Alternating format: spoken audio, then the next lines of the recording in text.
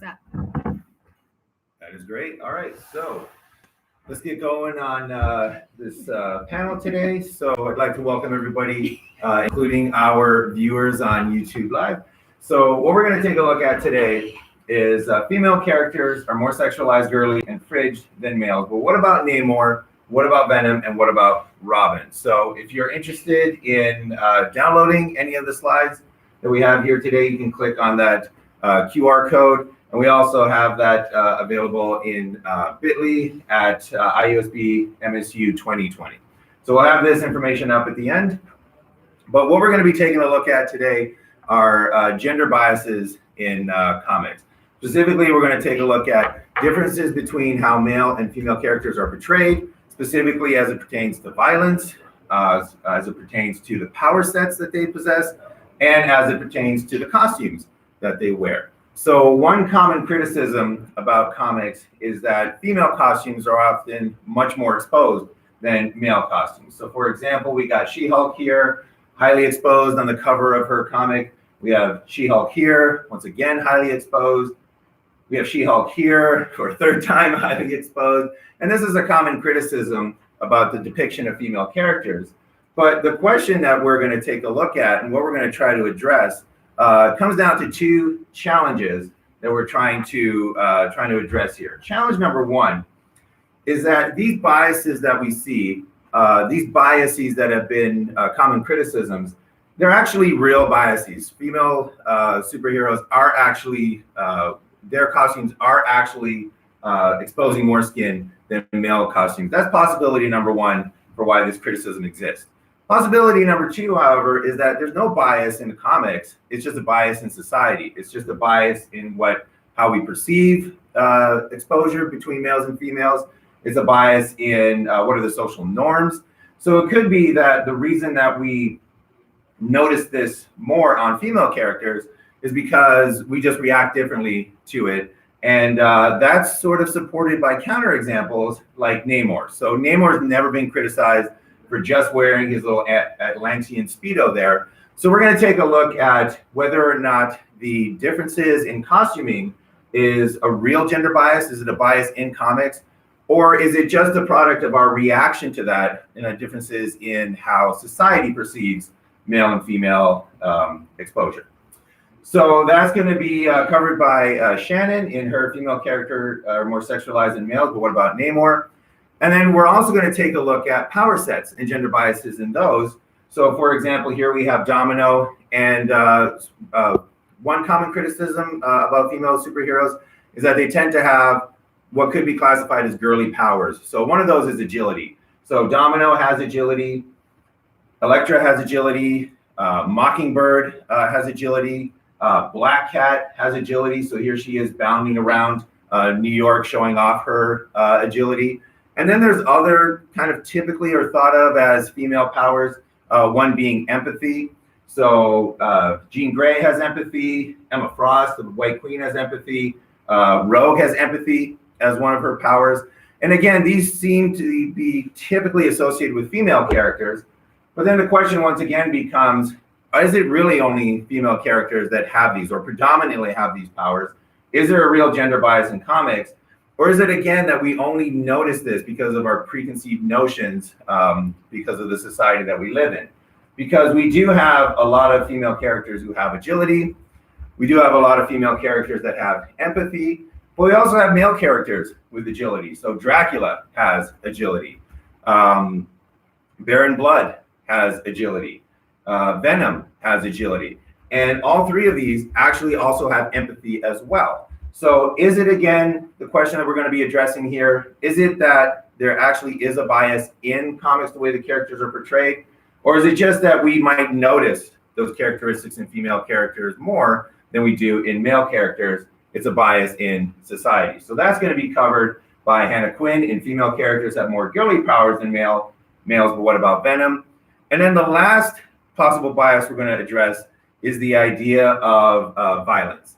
So a common criticism, another common criticism against superhero comics is their portrayal of violence against women. So Women in Refrigerators is an entire website dedicated to just cataloging all of these instances of violence against female comic characters. And one of the classic scenes kind of depicting this comes from The Killing Joke, where the Joker shoots Barbara Gordon, paralyzing her in the storyline as a plot point in the storyline. So once again, it seems that there's different types of violence portrayed or perpetrated against female characters. And we're going to try to attempt to discover, is that actually the case in comics? Are females differently treated in terms of the portrayal of violence? Or is it just, again, a perception of society? Is it just that maybe we're more accepting of violence against males than against females? Because there's numerous instances of violence against males. One of the largest counterexamples was Robin, who was beaten to death by the Joker with a crowbar in the Death in a Family story arc.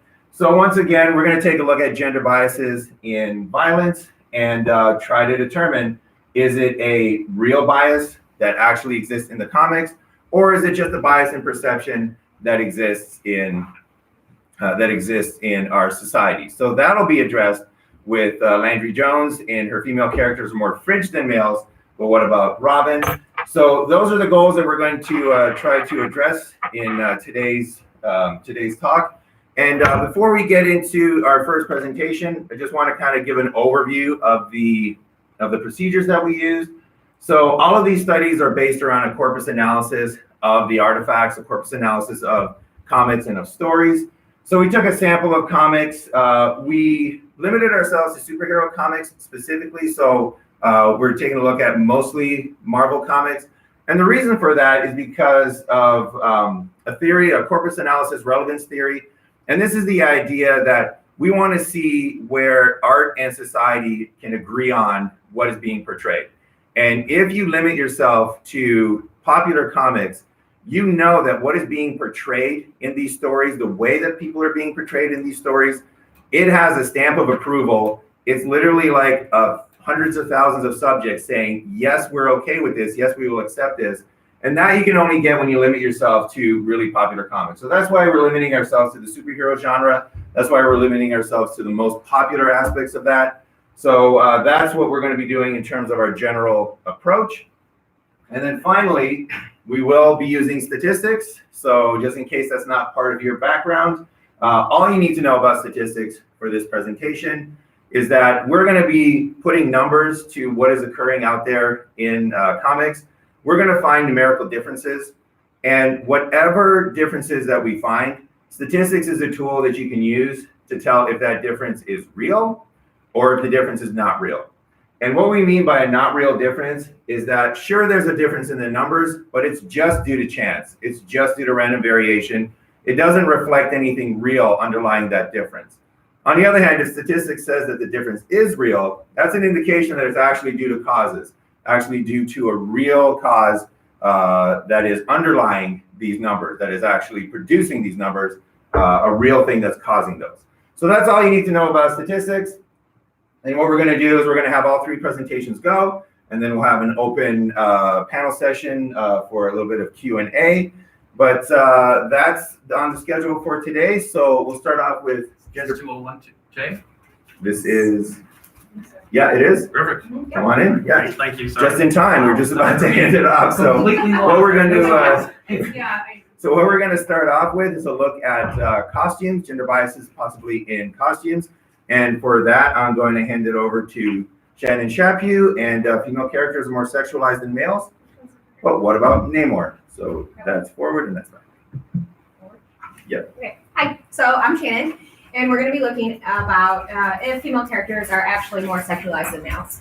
So you missed this in the intro, but he kind of led off with often females are criticized for looking more sexualized or being dressed less than males, and he used the example of She-Hulk. But we also have Namor, who is in his classic Atlantean Speedo. And so what we're wondering is there actual difference between females and males, or is it just a perception because of gender roles and expectations? So sexualization can be difficult to measure because of gender norms and what we expect and what we perceive to be acceptable for males versus females. So how we decided to, oh, I forgot about this. So a classic example is the Spider-Woman, right? So this was a highly criticized cover for Spider-Woman, yet Spider-Man, very similar. Same with Venom. It's not much different. Yet this had a lot of kickback, but this is okay. So how we decide to measure sexualization is by the total amount of skin exposed. So it's the way that we can measure it. We know that appearances and attire communicate certain characteristics, attributes, qualities, status, and sexual availability. Exposed skin can increase levels of sexual attraction. How we decided to measure that is we used the Wallace Rule of Nines, and we use that in comparison with Marvel characters that we got out of the official handbook of the Marvel Universe. So we took the comic characters like Spider-Man here, as you can see, and we took that in comparison to the Wallace Rules of Nines. And so Spider-Man here is exposed 0%. Here, Tigress is exposed 85.5%. So we did a total of 781 characters. We had 149 females. We had 632 males. And these were our results. So here is the amount of exposure from least to greatest. And so the first is males. And overall, males were average about, it's where this X is right here. So like 20% of skin exposed is the average. But like, so this is like what is that? Those are the quartiles. Yes. So quartiles. the line, the X is the mean, Yes. the line is the median. Yeah. And then the dots are individual Everyone, yeah. heroes. Oh, yeah. Okay, so that's males. And the blue is. This is males. Those are males. This yeah. is males. Oh, yeah, I know what so- the rectangle means. Yeah. The rectangle, so the line in the middle, that's the median. Half of the scores are above it, half of the scores are below it. The top of the blue is where it splits it by 25%. So above it is 25% of the scores. Between the top line and the middle line is 25%. So it's like Middle line hard and to bottom see. line, But so like on average, males are exposed about 20%. Have 20% of skin exposure. And it gives you a nice kind of idea of the Yes. distribution. Mhm. Because of the sheer numbers, there's a lot of dots piled on top of dots. But females, as you can see, overall are a lot more exposed than men, or males. And so, so females are overall more exposed than males. Although, interesting, in the very top brackets of the most exposed skin, of like who is exposed 100%, 80% or higher, it is wildly overrepresented males. So even though we had more males, that doesn't mean that that's just why we had more males and they're more exposed. Overall, in that, extreme measure of sexualization or exposure, it was males. So the average female costume has more skin exposed than males, and the most exposed characters are disproportionately male. So female characters are more sexualized on average in comics. However, extreme sexualization is predominantly male. And now it's Hannah.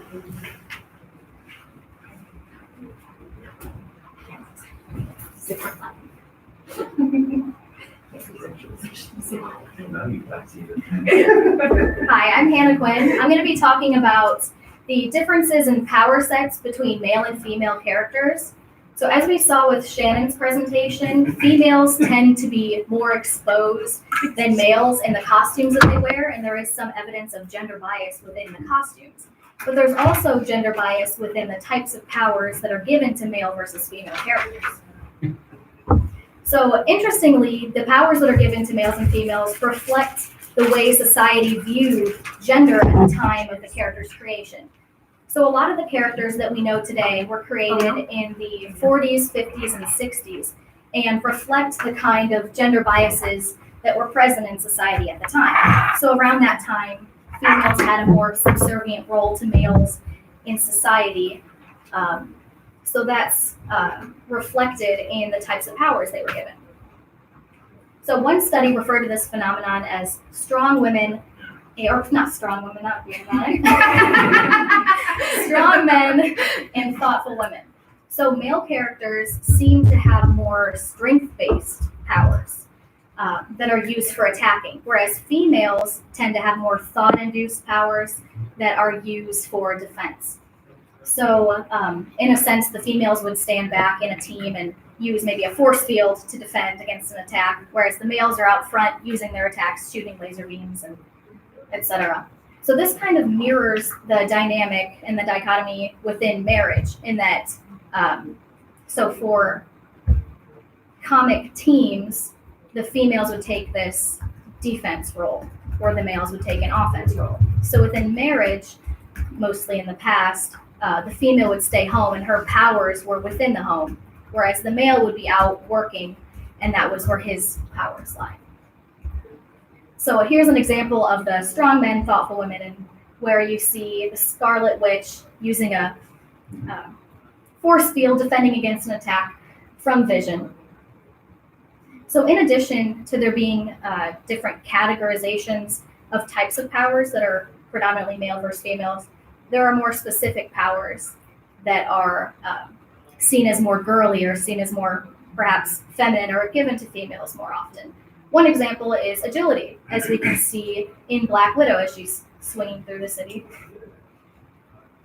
Another would be empathy, which we can see with Mantis, going back to that more thought-induced type power. And for males, we have the Hulk with berserker strength, showing more of that attack type power, that strength-based. And Captain America with leadership.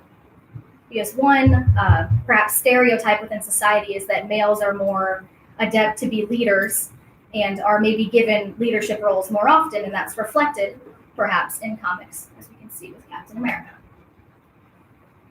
One study found that female characters were more likely to be given the powers of agility, empathy, emotion control, psychic, precognition, flight, pheromone control, and water control. And as you can see, most of these powers that are given to women are those thought-induced type powers. And of course, for male characters, the powers that were given more to males were super strength, stamina, berserker strength, gadgets, power suit, invulnerability, leadership, and power item. So this also exhibits that more strength-based type of powers, but also the attack type powers, because a power item is not typically used to defend, it's used to attack.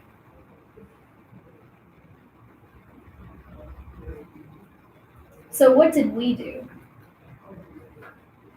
We looked at 783 Marvel characters, 634 of which were males, and 149 were females. And we found these characters through the Marvel official handbook. And we used Comic Vine to find a list of all the powers given to every character, and then we analyzed those sets to find potential biases. So here's an example from Comic Vine where we have the Hulk, and then we extracted all the powers listed on the website, which he has here. We have like astral projection, berserker strength, immortal, and many others. And the example of Jean Grey on Comic Vine, where we extracted all of her powers, like stamina, telekinesis, force field, and others. So what did we find? So we're going to be presenting the data in 3 different categories. We split it up in the powers that were predominantly female, which are going to be in this left column. The powers that were predominantly males are going to be in the right column. And the powers that we found no bias for are going to be in the center column. And we used a chi-squared analysis to analyze the data. So these are all the powers that we found no bias for. And some of these are quite interesting and go against what we initially thought, like emotion control, which we initially thought was going to be a more female power and has been found previously to be a more female power. Same thing with psychic. We didn't find any bias for that, nor did we find bias for precognition. On the other hand, for males, or at least powers that we found no bias for that we previously thought would be predominantly male. Actually, no, this is a female power, which is pheromone control. And pheromone control is known as feminine wiles, or more of like a seductive power. And interestingly, we didn't find that as more bias for females, but we don't typically think of a male as being seductive or using that type of power. But there was no difference. Also, we found no bias for super strength. So that was equally, or not necessarily equally, but there was no significant difference in the amount of times this power was given to males versus females. Also stamina, which we previously hypothesized would be more male power. And invulnerability. Yes. Okay, so the powers that we found were biased towards males were adaptive, berserker strength, gadgets, matter absorption, power item, and power suit. And we weren't necessarily surprised to find that berserker strength was predominantly male. It kind of confirms that initial hypothesis that males have more strength-based powers, but maybe not completely because super strength had no bias. So maybe just a certain type of strength is predominantly male. Also interesting is gadgets, power item, and power suit were all predominantly male. And as you can see, these are STEM-based powers, powers that were created using science and engineering. And this kind of reflects how society, STEM is a male-dominated field. So it's interesting, perhaps not totally surprising, that we do find that embedded in comics as well. We found a lot of powers that were actually biased towards females. Agility, again, we expected to find this. Along with empathy, this confirms that some of our gender biases are really present in comics, not just society, that they've been reflected within comics. And water control, another one of those thought-based powers. Interestingly, we found leadership was a predominantly female power, which is the opposite of what we expected to find, and is kind of the opposite of the way that we see males in society, where males are more likely to be given a leadership role or predominantly seen in leadership roles within society. Another interesting one was willpower-based constructs. So in society, perhaps males are more likely to be seen as steady or able to control their emotions, but really, this power was biased towards females. So what about Venom? Venom is a case that is kind of a counterexample to these powers, where he does have agility and empathy, which are these more female-dominated powers. But again, he's the exception, not the rule. But he also has berserker strength, so he has some of those more male powers as well. So to summarize, the powers that are given to comic characters are influenced by gender biases and are influenced by society. And there's also evidence that females have more girly powers, like empathy and agility, but perhaps not to the extent we previously thought, where powers like telekinesis and other powers like that were not actually biased at all. And females have some manly powers as well, like leadership and willpower-based constructs, which maybe indicates that these powers aren't so manly after all. All right, and I'm going to hand the clicker off to Landry. I don't mean to interrupt, but I just wanted to drop off some Randy Scott USB drives for all the panelists and the moderator. So thank you, everybody, for being here. All right. My name is Landry Jones, and I guess you can think of me as like the last boss of the panel.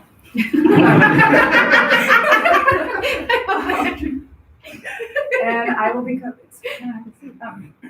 covering female characters and whether they're more fridge than male characters in comics, and if they are, then what about Robin?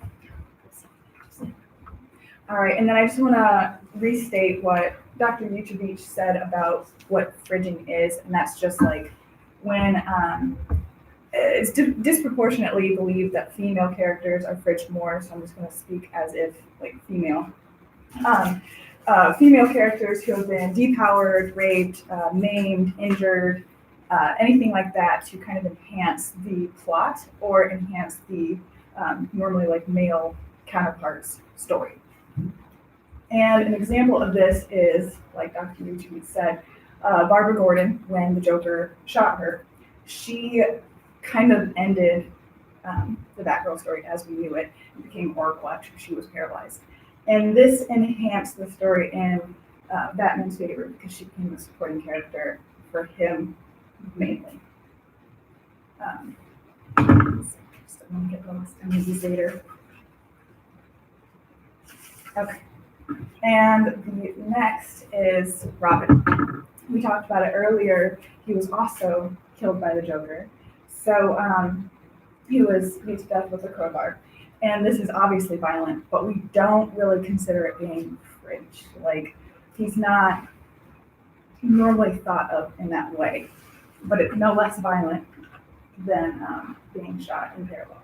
Do you have to know offhand what the date of that is? The date of the comic Yes. publication? Is it after the It's, killing joke, or is this before the killing joke? I would say before, real close though. This was 80, Okay. 86, 87, Oh, something like that. okay. I was thinking like You think earlier than that? a little bit earlier. Which Joker? I'm sorry, which Robin? It was That's Jason Todd. Jason Todd, Todd, yeah. Yeah. Thanks, sorry. Jason Todd. And yeah, I said that. Never mind. Sorry about that. Oh no, you're fine. No, that's a good question. Yeah, because like the dates of when this happens, Kind of you know, really- Yeah, curious I'm which gonna look that influences up which. and Yeah, show you exactly. actually. So I just want to go back and talk about like what kind of piqued my interest in violence in comic books, and it really started with like the Joker and Harley Quinn, because everyone was obsessed with their relationship and they were kind of like putting it on a pedestal. And I was wondering why, because they're notorious for like their toxic relationship. It's physically, psychologically, verbally abusive, and everybody just loves them. So I mean, it's the Joker every single time. Barbara Gordon, I mean, Robin and Harley's, but everybody loved them, and I just wanted to know violence towards women in comics. Let's kind of unravel that in particular. And I looked up and was trying to find specifically comic book related studies of violence, and it was a little hard. But I did find a study from 2011, and they had, it wasn't comic book related, but it was like along the violence lines. They had male and female participants look at crime drama scenes, SVU scenes, and they had 3 different types. They had sexually violent scenes, control scenes, and physically violent scenes. And it was found that the females enjoyed the sexually violent scenes the least. That was kind of, they hypothesized that. So the sexually violent scenes the least, and the men enjoyed the physically violent scenes the most. Going forward, that was interesting that the audience liked the physically violent scenes the most. So in our study, we wanted to really not track the audience, but track the characters themselves. So we took 5 male and 6 female. The male characters were Captain America, Batman, Superman, Spider-Man, and Wolverine. And the 6 female characters were Wonder Woman, Rogue, Catwoman, Storm, Harley Quinn, and Jean Grey. And again, we wanted to make this more generalizable, and we wanted to keep it with the popular characters, so Marvel, DC universes. We did 1 comic per character, and we did this panel by panel, and I'll explain the next slide. So we did it page by page. So like, for example, if this was the first page, we'd say like panel 1, panel 2, and panel 3, and we would categorize it like that. And we'd just say, does this have abuse in this panel? And these are the types of abuse that we tracked. We did physical, psychological, and verbal. And so for each panel, we'd say, is there abuse in this panel? If there is, with a list of examples, we go down the list, yes, check it, put a 1 in the box for it. Now for the abuse, there are some subcategories for the physical and verbal, because a previous study we did, we found that there were sexual examples, but we wanted to categorize them in physical and verbal for more like a cohesive result. And later on, we can like identify for other studies. So for the, can I actually have my water? I'm sorry. Thank you. Every time.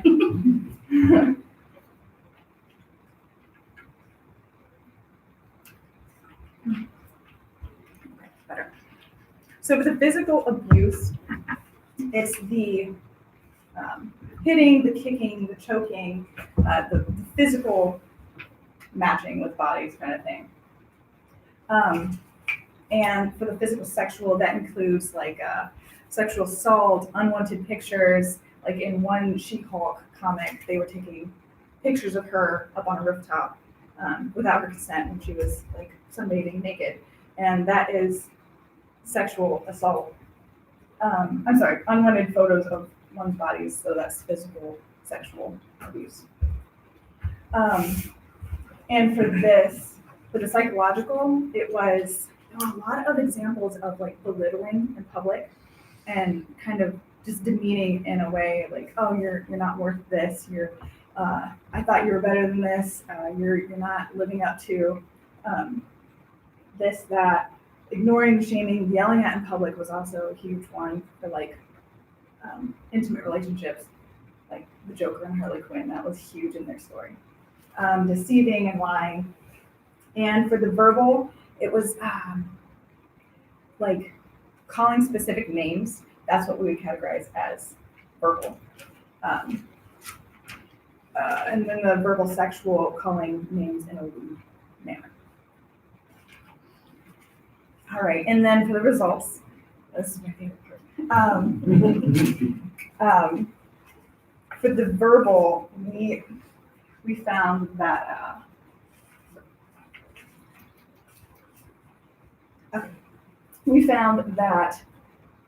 there was no significant difference, and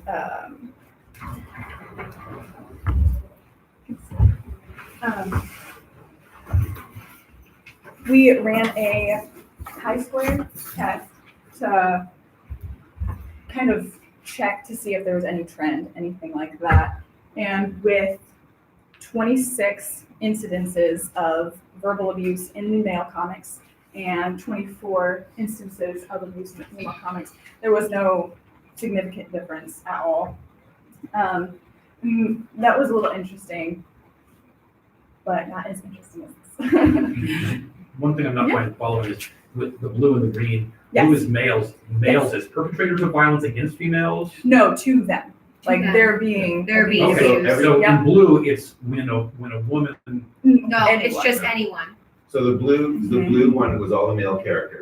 So every instance of verbal abuse where somebody said, Batman, I'm gonna kill you. Mhm. Or somebody said, Spider-Man. Directed at a man. Yeah, Yes. directed at the It male. doesn't matter who. Directed as a woman. Yeah, Got the it. other one Doesn't matter who. directed the Doesn't person matter is. who it did, it was how it was directed. Yep, as long as it was directed to them. This category, the verbal abuse of things like threats, of things like the specific name calling, surprisingly equally represented across the male and female characters. There was no difference in the amounts of incidences between the two. But a lot of it's of that kind of Batman, I'm gonna get people. Yeah, so this was all the verbal aspects of it. Yeah. And then the other two categories were the psychological ones She'll do and then the physical ones. Yes, The psychological, this one is very interesting to me. For the instances on this one, there were 12 instances for males and 53 instances for females. This includes like the belittling, the screaming at in public, kind of lying, deceiving, that type of abuse. And that was significantly different. Males are victims of psychological abuse significantly less than females are. And that was very interesting, kind of ties into yours with like the different social roles in society. And for the physical, what we found were the males had 195 instances and the females had 48. So this is by far the biggest difference. And it was also significant when we ran the stats. The females are victims of physical violence much less than males. And that takes me back kind of to the study that I did, how the male audience members enjoyed the physical violence scenes the most. Mhm. But when we think of fridging, we think of females being harmed, we think of females being killed and depowered, not the males. So are we just like glossing over it? Are we enjoying it more because it is males? Why are we kind of fridging is males and females? We want to know, what do people think about it? Why is it okay? And just to restate, yes, physical abuse, yep. And psychological abuse is more significant in females. So we're going to open up the questions for the panel. Yeah, so now we have opened question time. Going to our three panelists, and anything you guys want to ask us, feel free.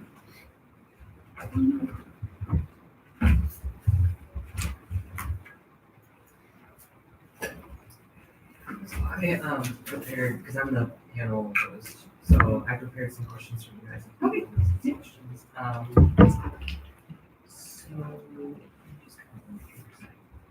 I got a couple of things I want to ask. Yeah, go right ahead. If you're looking. So, the second group, I'm terrible with names, I didn't write them down. So, number 2, Yes. you are Hannah. Anna, thank you, I'm sorry, I'm shocked.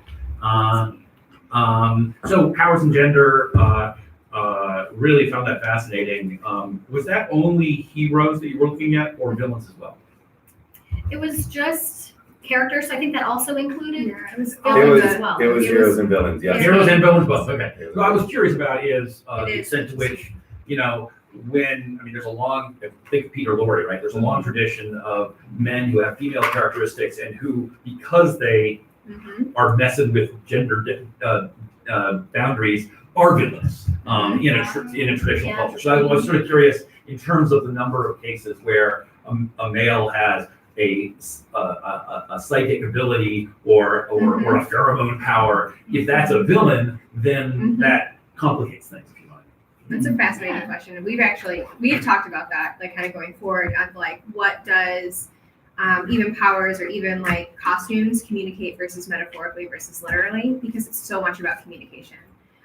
Through these, we didn't categorize them through heroes and villains, so we just did them all together. That's reasonable. Right? Yeah. When you're doing statistical stuff, you gotta decide what you're gonna But study. I mean, it is something that was absolutely like, is it more acceptable to be against a gender norm if you're a villain versus a hero? Right.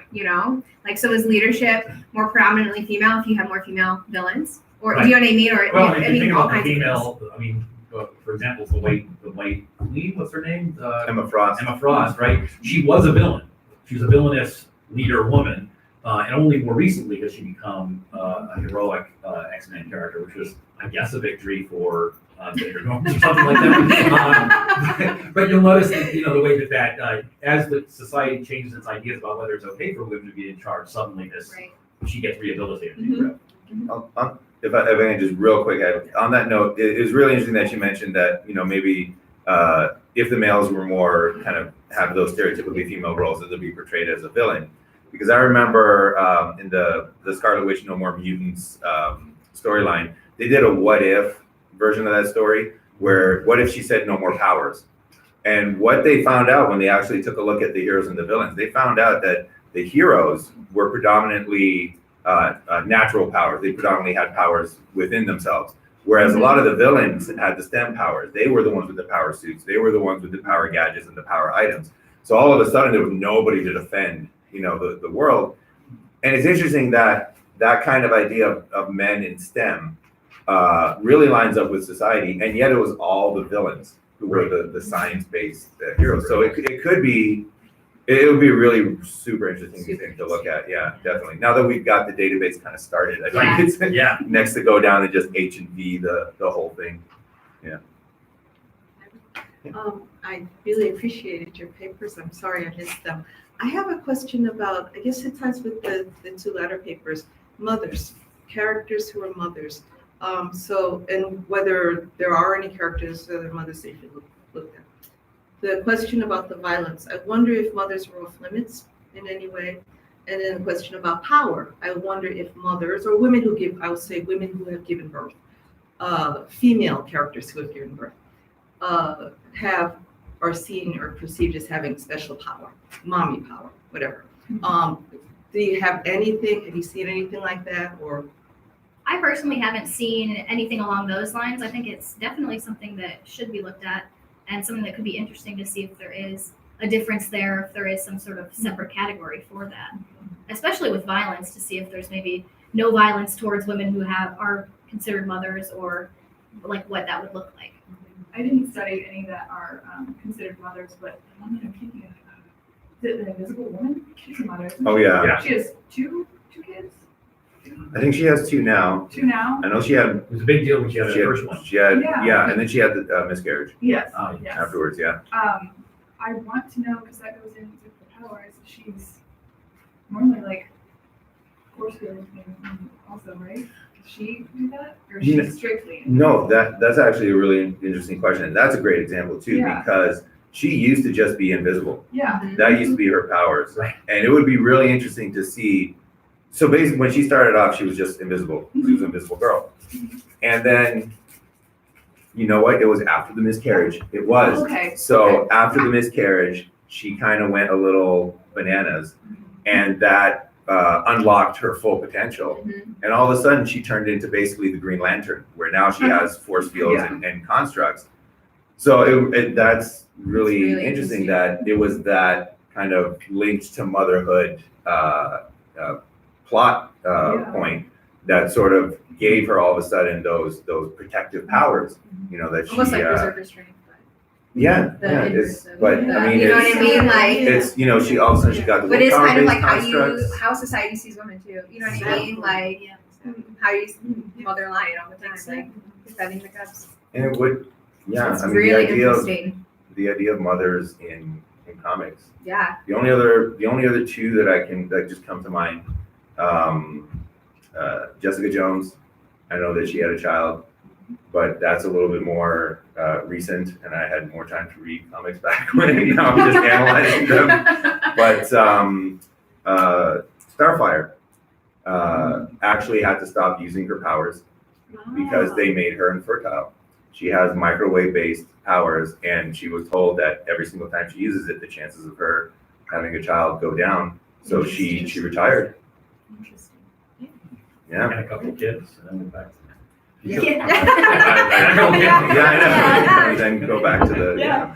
But yeah, that's an Good. interesting. Yeah, it was mentioned that Harley Quinn had a baby in one of the comics, but it wasn't like ever seen in it. It was just mentioned in like. Yes, it was her and talking about Black Canary Yeah. were fighting, Uh-huh. and then Black Canary, I think, mentioned that she was pregnant at Yeah. the time, and then Harley Yeah. Quinn was like, "Okay, we're done." Mhm. And then they just had a heart-to-heart Yes. that about how was- Harley Quinn, I think, had great- this character as great well scene. too, didn't she, or something like that? Yeah.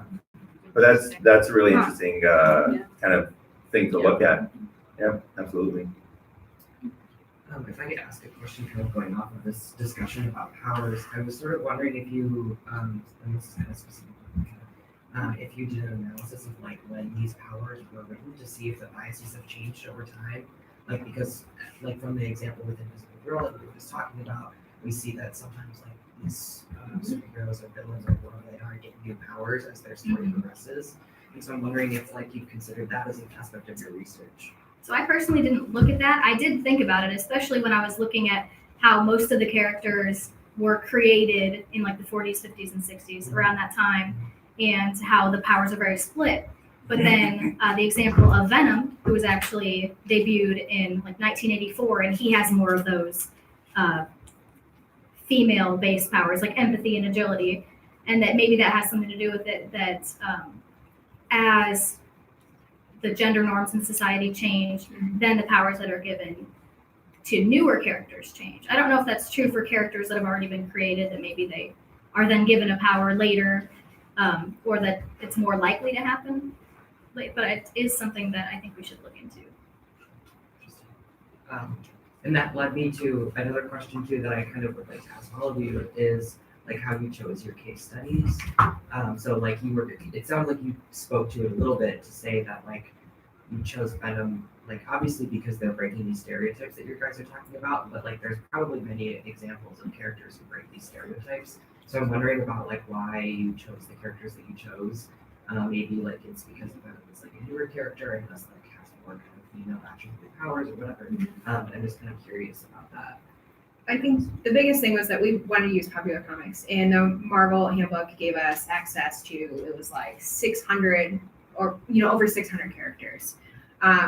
So hers was more like individual case studies, or ours was more of like a corpus analysis of like overall what is happening. And like what he said, like Marvel and DC are wildly accepted. They're wildly popular. They're getting made into video. You know what I mean? So it was just overall of like, this is how we get the big picture. The characters that we use as illustrations were extreme examples of like, how does this go against what we accept, what we perceive to be normal and what we perceive to be not normal? What do we automatically assume? And what are some things that we take for granted that we overlook, that we don't even know, that we automatically like, oh yeah, of course that is. Well, is it really though? Or is it just what we think? If that makes sense. Yeah. And for me, I'd say it was the same reason for choosing, and the date was actually something I figured out after I had already chosen him, thrown him in there. And then I was like, well, let me look and see when he was debuted. And then I thought it was just interesting to find that later. And it kind of led me to be really curious about the dates the characters were created and the types of powers that we view as accepted to give them. I mean, and I chose She-Hulk because I think she's good looking. Can we go back to the very first set of slides? Sure. I wanted to talk about sexy heroes for a minute. Can I get the mouse, please? The mouse? Yeah. Yeah. So while I feel I'm, like we can't really talk about it unless we're actually looking at the image. so while That's I'm, not sexy. Well, it's really interesting though, you know, like the Spider Woman thing, like it's just so interesting because it's like when you see it compared to, you know, do you want the yes, Spider let's- Woman slides up or? he loves to. Well, he's So before- published an article on David Let's Bowie. just have all David Bowie. Yeah. Before we Made a oh, best sorry, friend right hold on, there. hold on. Before we get into that, your question is a massively important one, because if you know the area, human minds just, I mean, we're biased. Human is so hard not to get a bias put into that. So if you work into the area, there's always the possibility that if you choose characters that you want to look at, maybe you're just finding exactly what you want to see. So if we wanted to find out that, super strength was a male dominated power, then I would ignore the She-Hulk. I would say, well, let's maybe not look at the She-Hulk, but let's look at, Black Widow and Elektra and, Mockingbird. But then we'll look at the Hulk and we'll look at Abomination and we'll look at Namor and we'll look at the Thing. So the Marvel Handbook was just their character set at the time. And we just said, let's do that. And it's a way of doing that. And then for Landry, you want to tell them what we did with yours? Yeah. We went to it was rank.com. We went to Ranker. Yeah. Ranker.com, and we just went most popular female characters, most popular male characters, and we took the top 5 for the males and the top 6 for the females because So they weren't randomly it's picked. fan- They were the it's popular fan characters. voted on those. And then It's not us. And then one more level was that for each of those, we just went to Ranker Yeah. for most popular storyline, because we wanted to choose the one that people said, this is what we find acceptable. Like, this is what we want to read. This is what we want to take a look at.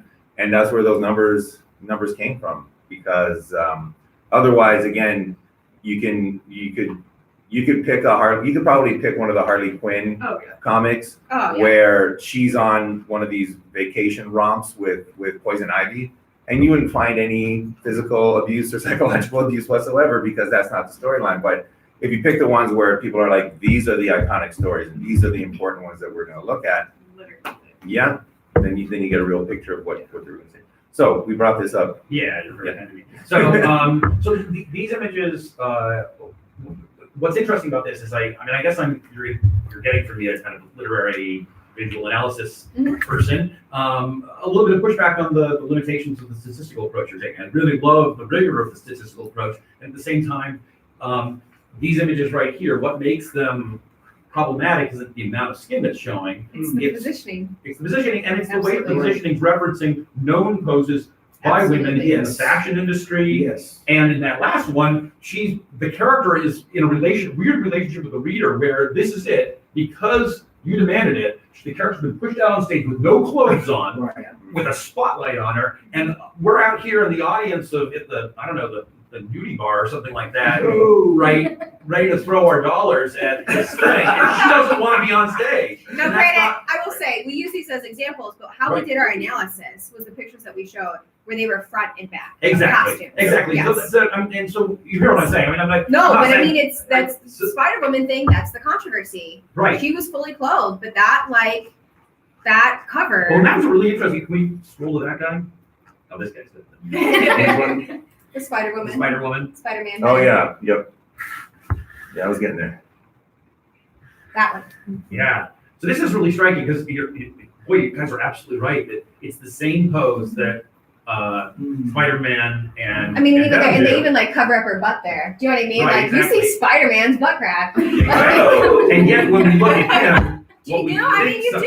You right, see and this is everything. the other really striking thing, right? So when he's in that position, he looks like a man who's moving around on the ground like a spider, whereas she looks like a woman in any In a number sexual of, position. well, more specifically pornographic poses, Yes. right?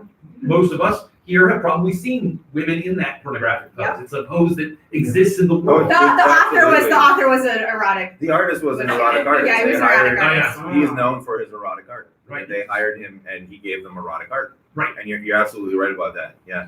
Yeah. So I mean, that's what's really intriguing. Actually, I feel like the sense in which the statistical analysis is really lovely and rigorous, and the way in which it sometimes misses the mark, I think, is itself revealing about the complexity of Perception. perception. Yeah. that's Perception and presentation. Yeah. So what is acceptable for a woman or a female is not acceptable for a male. Like, you know what I mean? Like, that is offensive. Just hers. But it's also no one true really that looks at they Spider-Man could as have, they offensive. could have either. drawn Spider-Man in a position that would have reminded us of gay erotic art. Yes. Right? If we look at Bucky tied down a little bit, oh my God, Bucky tied down to the torpedo. It looks like gay erotic art to me. It's pretty sexy. Oh, you know what I'm bringing I up? think that Spider-Man image. is Tom like Finley. erotic. Oh, it's coming. I don't think so. He looks like a spider to me. I mean, Why what the fuck I'm you do trying to that? say is, well, if you want me to, I could make it into gay erotic art. I could think about it Okay. sexually. But it It's is- quite possible. What I'm saying is it does not duplicate an existing gay erotic art stereotype. There aren't, to my knowledge, poses of men in porn that look like It's that. super Whereas she's not interesting. quite in the same do porn. you have the She- Wolverine she's in one? a, Yeah, I'm bringing it up right now. specifically of erotic. An We erotic didn't put that in the presentation, did we? No, But We there's had a- talked about there's a cover of Wolverine that is extremely but it's different. But these are the things too of like what is acceptable for a woman and what is acceptable for a man. Is it like legitimately like is this a bias? Is this because of like our biological differences, or is this a perception of like Right. what is Namor the way he stands? It was not like Oh, yeah. right? Okay. Like this is what we do like this, That's right? what I mean. That's a Yes. pornographic image. Yes. So that's in the same way. But yet he's still covered. He's still covered. He's still covered. But so what is the communication? So the reason why, but we use skin exposure because, well, and our background is psychology, and in the psychology of like attraction for humans, skin exposure does. It is an indicator of health. It's an indicator of fertility. It goes back to evolutionary psychology. The more healthier and exposed skin, it's even like the more available you are. And so that's what we could measure. We didn't go through all the different poses to be Exactly. like, Exactly. what is suggestive and what is not. And then you need to define what is suggestive. Because what is suggestive to you might not be suggestive to you. Right. Yeah. So That's right. it was really important. I mean, there's all sorts of like great nuances to look at, and that's one of the reasons I love this conference, because I think it's got a lot of people that come from it at different angles, right? So we would have never thought that it's literary analysis. Let's take a look at that. But it is always important to try to take like bias out of it. So Oh, I totally agree. yeah, so that's why we were like, let's look at something where we can say this is the percentage, this is this much here. So it really is. I And mean, you start from there and then you can build on it, Yeah. you know. Chippendales probably. It is. It absolutely is. It absolutely is. I was- So it's not that they're not out that, you know what I mean? Like this is how highly suggestive cover. It's not bad to look at. What's highlighted for the artist? What's out of your eyes means butt. Yeah. You know, just the way the linings around the mouth. I was reading a review. Yes. I was reading a review of this cover, and that is where I found out about the artist Tom of Finland, who was a gay erotic artist, Yeah. and that, I mean, I've seen that pose not Wolverine, right? In Tom of Finland's art. And it really is, What's you his know, name? Tom of Finland? Tom Tom of of Finland. Finland. Yeah. He was, I don't know his real name, but he Yeah. was, If you Google it, you're going to get a treat. Just post World War II, 1950s erotic art. Yeah. Really Beautiful artist. Yeah. Oh, beautiful Yeah. art. He drew wonderfully. yeah, but it's But it is A highly lot erotic. of Navy soldiers. Okay. Yeah. yeah. A lot of guys in that post actually with those clothes. Maybe not with the claws. Together. Yeah, Right, yeah, right. no, it goes, yeah, it gets, Okay. you know, don't search it at work. The take home thing, but you know, at the same time, that's what we're really trying to, you know, use this to address, because again, one of the big kind of, you know, possibilities or challenges of doing work like this is taking a look at something like this and saying, you know, well, I don't see the sexuality there, right? That's just Wolverine standing there strongly, right? It's almost like when you mentioned Robin Hood yesterday, and all of a sudden somebody's like, well, you know, the homosexual relationship between Robin and Little John. If you don't want to see it, you won't see it, you know. So it really, it's difficult. And then, but the nice thing is that once you open that door with the sort of objective measures, then that I think gives you the framework to kind of say, okay, well, maybe let's take a second look at this, Right. and let's see what, you know, are we just, you know, kind of missing that information. So it is, yeah, it is kind of like, you know, we got to schedule in like 52 follow-up studies right now because just the sort of things that come out of it is amazing. Mhm. Yeah. See, the other thing I'd love to see on the powers versus gender thing, I'd love to see that the graphs versus versus decade, Yeah. Oh, yeah. just to sort of show how it's Super changed. interesting. Yeah. it would be Because some of those super characters, like for example, the Hulk, you listed him as having shape-shifting powers. He only got those real recently, right? And so that suggests and when the author added those, it complicated our sense of what it was to be the Hulk, and hence, in a sense, complicated our sense of what it, because he's this emblem of a certain kind of masculinity, a kind Yeah. of brute masculinity. So maybe brute masculinity can be shape-shifting, which is a revelation if you Yes. think about the 50 origin form. So I was sort of curious about, you know, if we kept track of characters adding, and I'm making your math too difficult. Oh no, we we've could talked add in about it. another I mean, but variable, you got to yeah. go on steps. Yeah. You got to go on steps, you know. But I mean, it's And also- valid. Good questions. Also, you know, this sort of lines up really well with some of the presentations yesterday. Getting access to this data is not the easiest thing. So all the cringing that I saw when somebody suggested content analysis in the library database one, you know, going panel by panel, saying what kind of violence is in this panel, what kind of violence is this panel. It takes a while, you know, going character by character and saying, you know, 4% for the arm, 9% for the leg. That takes a while too. But you know, it's I forgot my original point. It's difficult. And It is.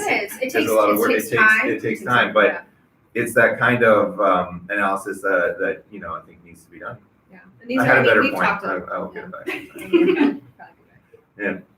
I mean, we've talked about a lot of things going forward, but you have to start somewhere. Yeah. You know. Yeah, that was actually what was super impressive about your sort of panel by panel work. I tried to do something like that years back for Superman. I was trying to catalog the different ways he changes costume. And there's the opening shirt, there's the this, and especially early on, there were a bunch of different ways. And I was sort of tracking that. It was really difficult to categorize. It seems simple. There's the this pose, but it's complicated. Quantifying every Yeah. single thing, Yeah. it's just, you have to make it. And what is your straightforward. background? Are you literate? Oh, I'm literary, but I Yeah. do more historical stuff these days. yeah. But I was curious about the thing that you're doing at the language-wise. You call it abuse in that one page, and you went back and forth between abuse and violence. You were using those almost like synonyms. I didn't mean to. Didn't mean to. Okay. Sorry about that. Well, so I mean, on those slides, what you were graphing, I think, were moments of violence and not moments of abuse. Yes, for the, in order to quantify it, we did have to use, I could get you the resource, I'd have to look it up on my computer. But in order to quantify it, we did go to a list of like physical abuse, psychological abuse, and we did look at that just so we can Right. like number it. Like, hey, is this are they hitting someone?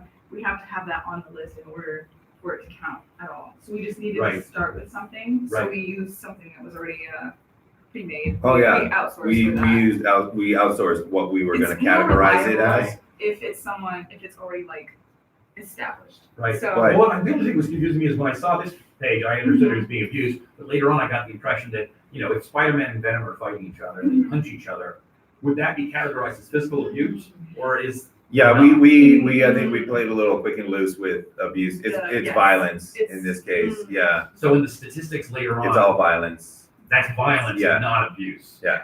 Okay.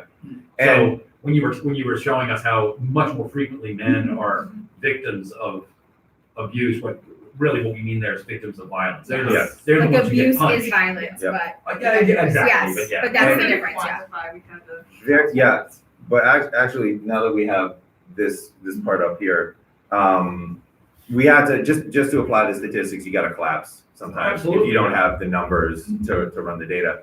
And it was really interesting that there was interesting omissions, because when we took a look at sexual physical violence, there was one against males, and it was Wolverine, and he was being, and it just made the definition, because he was being operated on, and they mentioned that he was leaking semen, and somebody said plug up the hole. Like that was literally like, plug up the hole. So that counted, but it counted, right? So we have to count it. But women had sexual violence. So because we only had the one male instance, we can't run stats on just one. It violates the assumptions. You're not allowed to do it. So we had to collapse across those. But it really is interesting that there was missing kind of categories. The sexual aspects, not so much. We had spiritual violence in there. Very few instances of spiritual violence. The only one was against Spider-Man, and it was Kraven the Hunter, and he was talking about restoring his honor. I'm killing you because I need to restore my honor. I'm going to beat you because I'm going to restore my honor. And that's that fell into the category of spiritual violence. And there was nothing else there. So there's a lot of interesting omissions, to say the least. But unfortunately, that takes it out of the statistics. You can't run numbers on. You can. There are ones to do it, but it complicates the matters and violates assumptions. So. See, Yeah. you guys are better sociologists as a literary person. I just say put in the percent. And Yeah. No, I mean, it's like, we're scientists. Yeah, impressive. Well, yeah. I mean, come at it from a number of different ways, and Yeah. get to the You truth get different, eventually. eventually. Yeah. And it gives you a better picture when you have different ways. Right. Just go start way. for a previous study that I did, I just want to talk about the spiritual. I did, it was a lot, 10 different characters with I think like 3 or 4 comics per character. And I go, my panel. This was a year and a half ago. It was. That was your advanced lab, and it was Horrible. impressive. Yep. Oh It yeah, was no, it horrible. is. I had to cut it down after Yep. I reached like 130 comics. I think I couldn't do it anymore. I was starting to dream with like the comic style. I couldn't do it. It happened twice. I'm like, okay, I'm ready to stop now. Yeah. It's funny, I did something kind of like this with the Hulk. At one point, I was going through the first 20 years of Hulk and trying to enumerate all the times that he hit somebody that he shouldn't. Because Yes.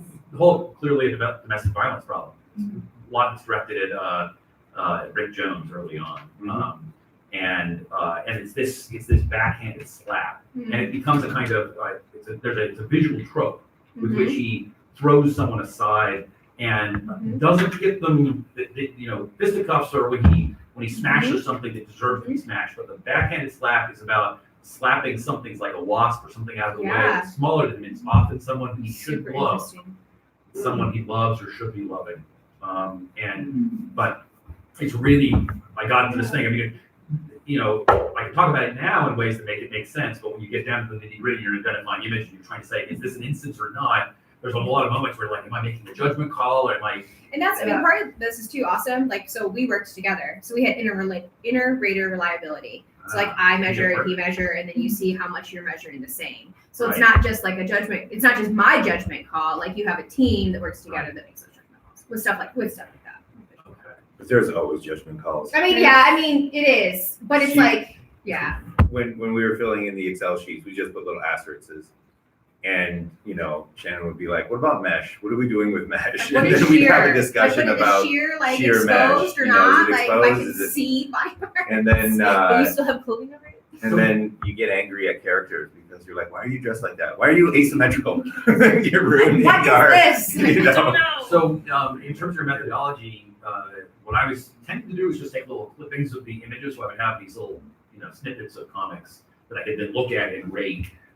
Is that a thing that you're doing, or are people just going through and marking it's on this page on the Excel file? How do you guys? We do it through Excel. Yeah, the Excel sheet. So we set up when you want to tell them Yeah. about, In our Excel sheet, we listed the comic, and then we would go page by page, like page number 1, how many panels are on that page, and then we would list like, yes, there's physical abuse in page 3 on panel 2, like I see. physical violence on page 2, panel 3, yeah. And it's a big Excel sheet. Mhm. I mean, it's very long because, you know, in panel sometimes there's, I think the most I had on one page was like 15, and that was in that storm. 'Cause it Oh, was a yeah. tiny little, Oh yeah. So, So you can always you could go back and find the exact Yeah. panel that we're Right. talking and about. so I could like Any anytime I kind had a of- question, I yeah. would just send it him like, hey, can you please look at page, just check it out wherever the star is, and there And was there's- quite a few stars. There's always, I mean, you kind of work your criteria. Mhm. Because there's always like those borderline cases, like what do we do with this?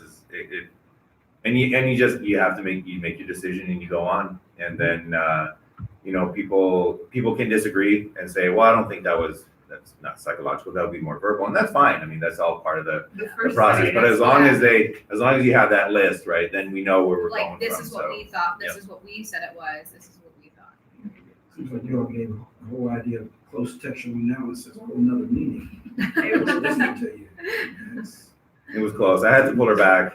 I remember her original plans. It was, And then I remember the meetings because this started out for a class project. She was doing her advanced lab, and you know, she puts in a proposal, and she really wanted to look at, is there a difference between, it started off popular versus unpopular female characters.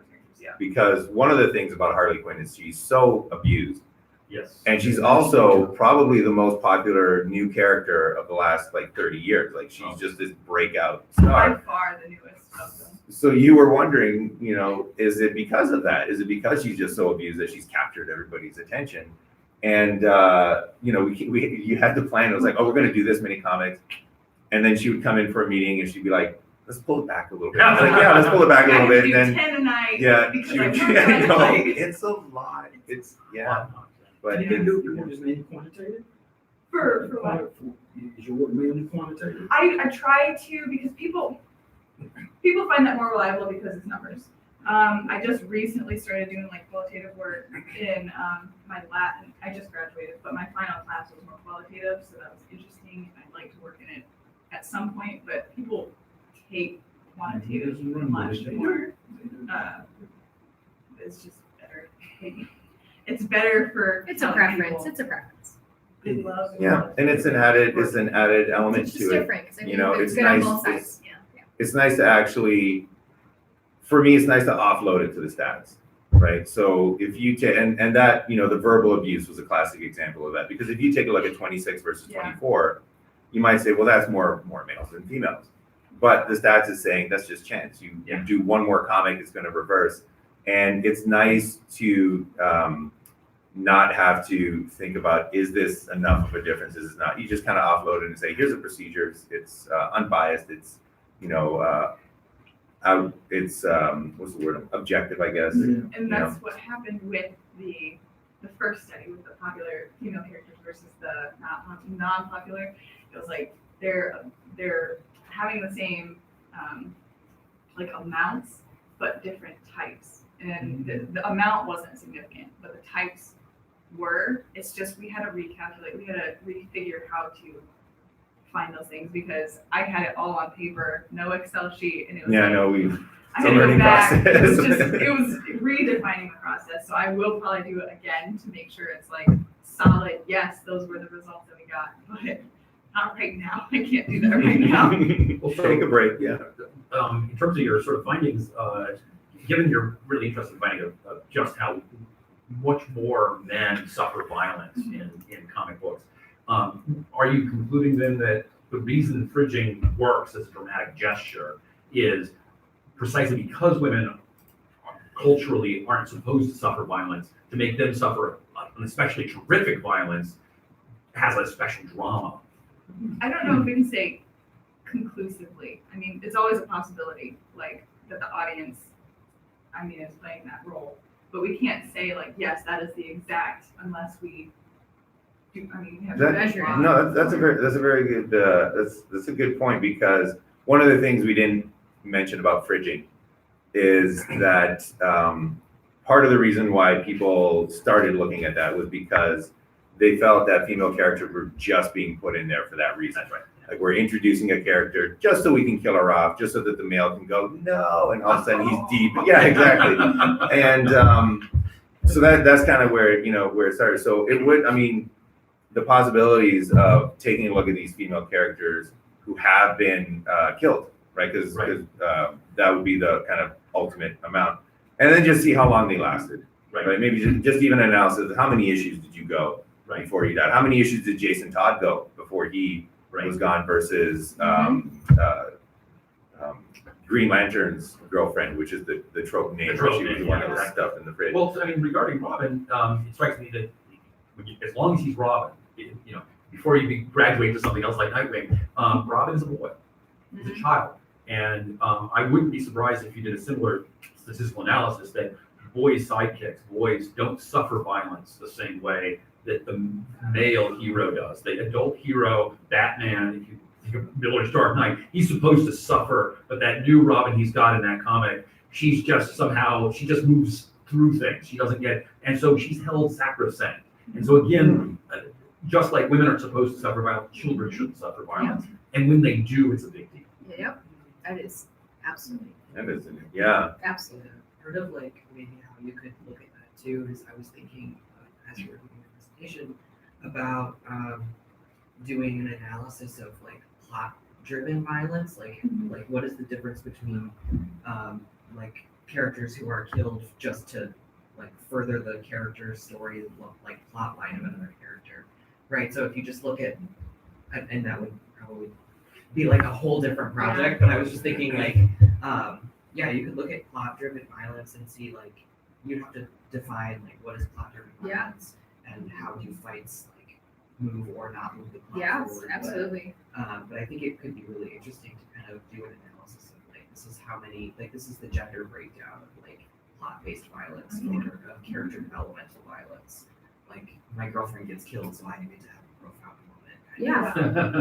Yeah. I'm wondering how you would quantify that. How would you quantify the plot is moving forward versus just staying? Right.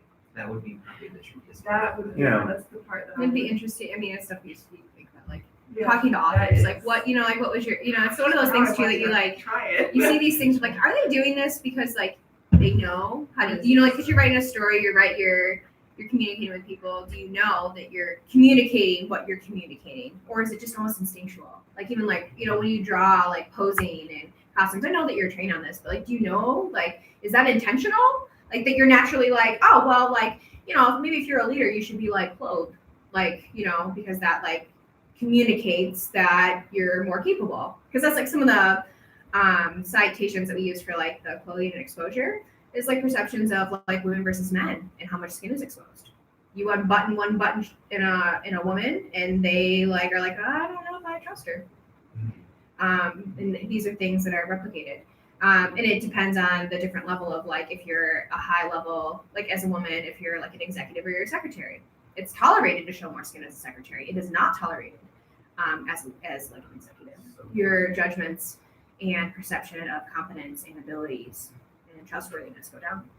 There was a study that Moshe brought to class about politicians. I don't know. Secretaries, and how that one we went in there is the unbuttoned. Yeah. Because I've done a lot of research on attraction, and I've written a couple different papers on whether they were perception of attraction versus men and women, and it changes. Super interesting. Mm-hmm. So we have 5 minutes left in our time slot.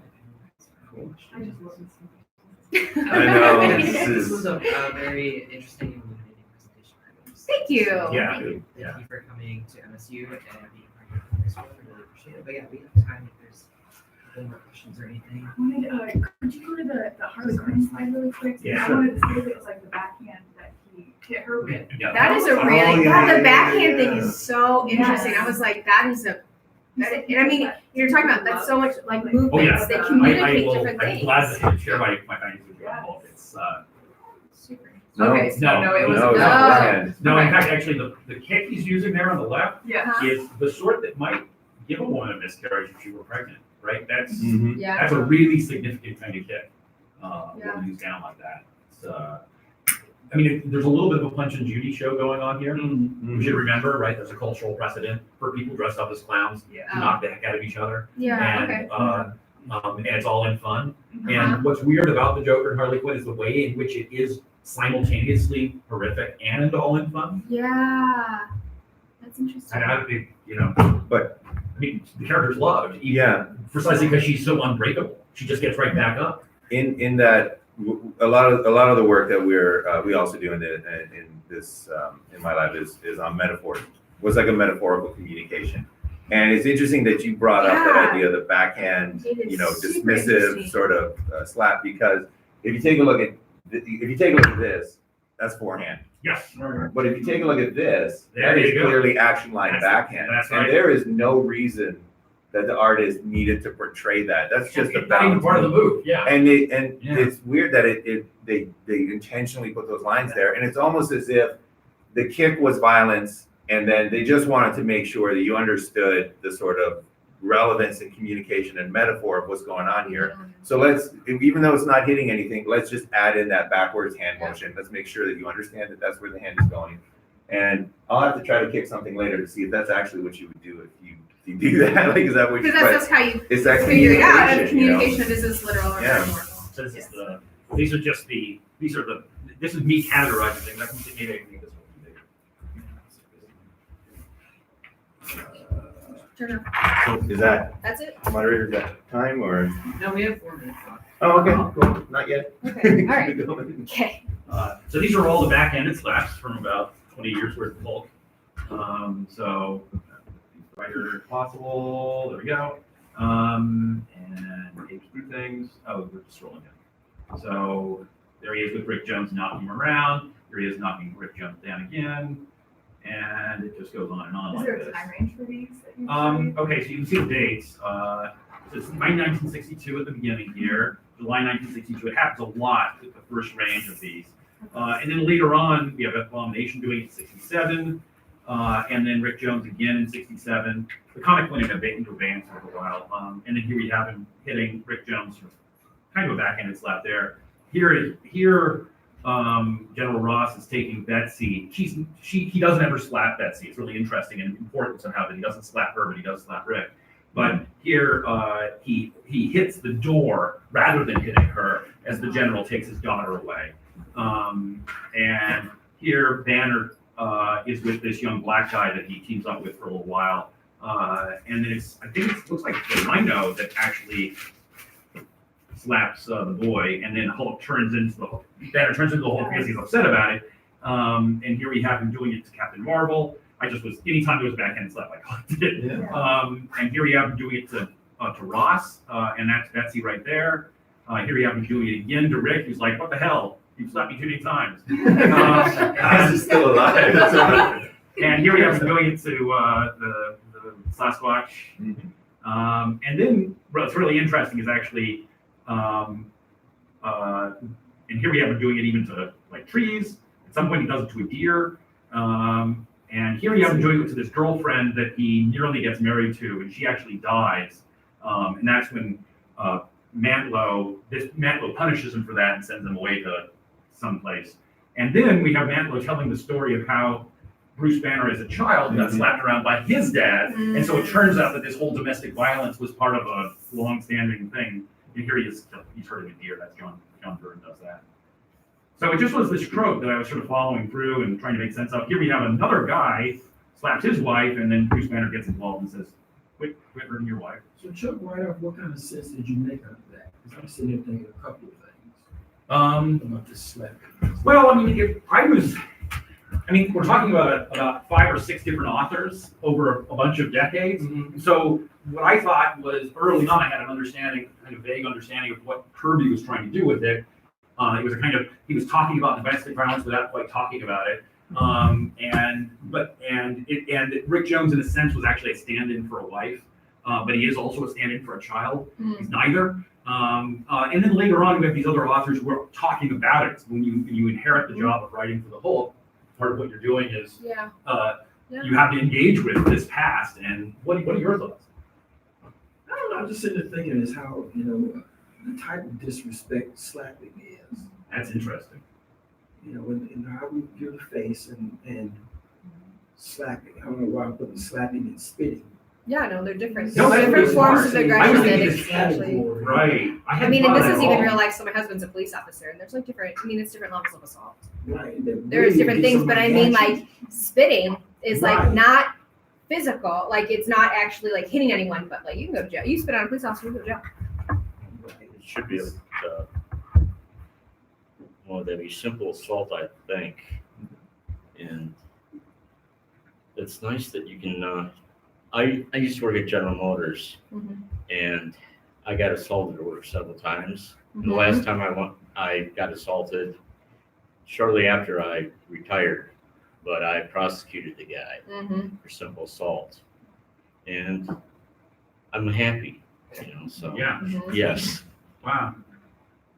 Well, that's. But I mean, you think about even if how do you feel like when someone does? I mean, even if like I mean, even as a woman, like how people treat or respond to me, or like even tonality, or like spitting, like it does not. It makes you feel degraded. Right. Well, the idea of it being not just domestic violence, which is purely the terms in which I was thinking about it, but also a kind of dismissive. It's like a shame. Someone, Yeah. It's like shame.